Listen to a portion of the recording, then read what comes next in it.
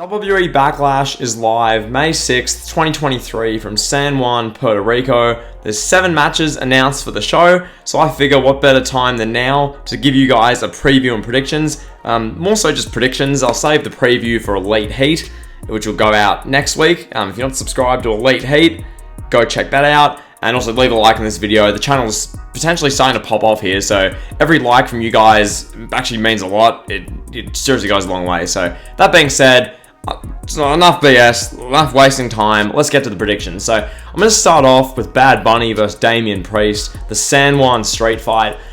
In my honest opinion, this will be the most entertaining match of the night. Bad Bunny is he's a spectacle wrestler. Everything he's involved in is just, like, you can't look away. His match he had at WrestleMania 37, it was one of the highlights of that event. And just generally, he's a fun talent to watch wrestle. Damien Priest is a perfect opponent for him here. I like the element of a street fight. I think a street fight makes it that much more interesting than if it was a one-on-one match. It'd still be good if it was one-on-one, but the fact that it's a street fight gives them so much more scope and possibility. There's so many more TMZ, viral, like, shareable TikTok moments you can get from this match, thanks to the street fight stipulation.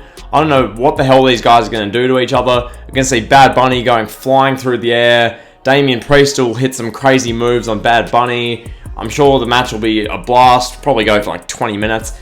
With this match, I see Bad Bunny getting the win. The show's in Puerto Rico. It's Bad Bunny's, like, this is Bad Bunny territory, basically. So, yeah, I see Bad Bunny getting the win here. I'd imagine they're going to open the show with this. If I was booking it, I'd open, because you start the show off with this. It starts the show off on a great tone. So, that's Bad Bunny, Damien Priest. I'm going with Bad Bunny to pick up the dub here. Then we move Bianca Belair defending the Raw Women's Championship against Io Sky. And you got Damage Control's Bayley and Dakota Kai at ringside. This match, once again, the talent involved should be another excellent match. I mean, Bianca Belair and Io Sky, from an in-ring standpoint, are phenomenal at what they do. Io Sky has been, rightfully praised for years and years for her work. This match, I'd expect, would probably go about 10 to 12 minutes. I don't think it will go 20 or more, or anything like that. I'd imagine Bianca Belair would get the win. Now, I've seen a lot of talk and hype online about Trish Stratus potentially having a women's title run soon. How that plays into this result, I don't know. But just for this match, I'm going to predict Bianca Belair to go over.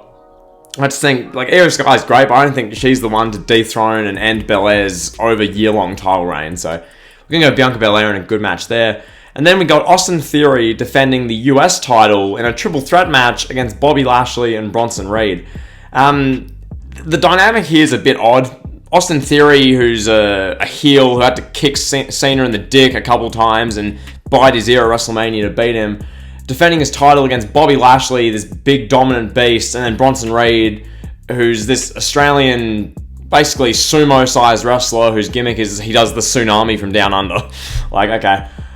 This match, I don't know, I'm not exactly looking forward to it that much. It just feels pretty thrown together. I'm going to predict Austin Theory retains after pinning Bronson Reed, or there'll be something like Bobby Lashley will make Bronson Reed pass out in the Hurt Lock, and then Theory will roll up Bronson Reed, and Lashley will be distracted, or there'll be some sort of kind of all over the place kerfuffle finish. I think Theory ends up retaining the championship here with the US title. I don't think Bobby Lashley at this stage should have another US title run. He doesn't need the title again. He should be doing sort of bigger and better things, and hopefully after the WWE draft he is doing bigger and better things. Bronson Reed, I mean, you can have Bronson Reed win the US title. I don't think Bronson Reed would be a great kind of contender and great option to be a US champion. I say keep the belt on Theory, so I'm going Theory to retain the title in this triple threat match here. Then we've got Seth freaking Rollins versus Omos in a singles match. Your guess as to why this is happening is as good as mine. I don't have any insight. Just because I have a YouTube channel doesn't mean I know I know anything more about this than you do. I don't have a clue why this is happening. It's sort of just to get both guys on the show, it seems like. And it's a hard match to predict. I'm going to say Seth Rollins wins, just because his name's being heavily thrown out there for this Night of Champions, like first ever WWE World Heavyweight Champion sort of role. Rollins has a decent bit of momentum right now. He beat Logan Paul in a really good match at WrestleMania. He's cutting promos week after week about, winning a world title, deserving his moment.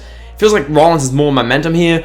Almost, once again, he can afford a loss to Seth Rollins. Like, a guy like Omos can afford losses to these established main eventers. It's if Omos is losing to mid-carders or lower mid-carders that then there's an issue. But for now, Omos should have a great match with Rollins. Probably Omos' best career match, if we're being honest. So, yeah, Seth Rollins gets the win here, and we'll move on with the show. We got a singles match between Rhea Ripley and Zelina Vega for the SmackDown Women's Championship. This one is much the same as the Raw Women's Championship match with Belair and Sky. It should be a good, fun match. Rhea Ripley's clearly retaining. I'm not going to really spend much more time on this. Probably be like a 6 to 8 minute match. Ripley will get the win. Zelina Vega is just not winning the women's title. Let's just keep it all the way 1000 here. Then we got a 6-man tag team match. We got the Bloodline, Solo Sikoa, Jey Uso, and Jimmy Uso against Matt Riddle, Kevin Owens, and Sami Zayn.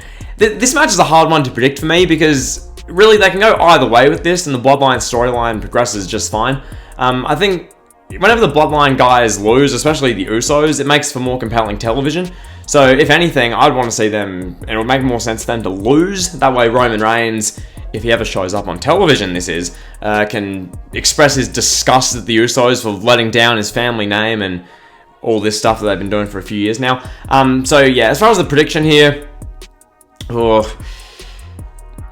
actually, my prediction, I'm going to predict the Bloodline get the win. I'm going to say Solo Sikoa pins Riddle.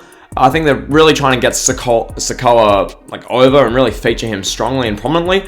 And I feel like, yeah, Sikoa will pretty much single-handedly win the match for the Bloodline. I think the Usos will probably, I guess, perform poorly and Reigns will be disgusted or something like that. But the whole storyline seems like what they're going for is that Reigns is just getting sick of the Usos, Jey especially, and there's real kind of friction there, and Sikoa is the one guy who's actually Roman seems to trust a little bit. So yeah, Sikoa will be the MVP here. The Bloodline will get the win, but the Usos won't exactly perform or lift their weight, and then yeah, Riddle takes the pin because Riddle can take a pin. It's not the end of the world. And then we got the main event. We got Cody Rhodes versus Brock Lesnar one-on-one. I'm really looking forward to this match. I think this is going to be great. The build has been fun. Like that segment where Cody beats up like 25 security guards and Brock's in literally like an Undertaker trench coat. That is like classic wrestling. That's such a wrestling sort of segment. It just is. And Cody's been doing some great babyface work. The promos have been legitimately really good. Cody is proving himself as a like real main event babyface. He's not smoke and mirrors. Yeah, he's legit. He's as legit as it comes as a babyface act in the modern day. So, yeah, I say Cody Rhodes getting the win here. I see this very much like Extreme Rules 2012 with Cena and Brock Lesnar. It has a very similar sort of feel to it. Cody does remind me in many ways of Cena with his delivery, how he engages the crowd. Look at that Raw promo with Finn Balor for evidence of that. So yeah, I see Cody beating and prevailing over Brock Lesnar here in a really good match. Brock can afford the loss. Brock's a legend already. He's one of the greatest of all time.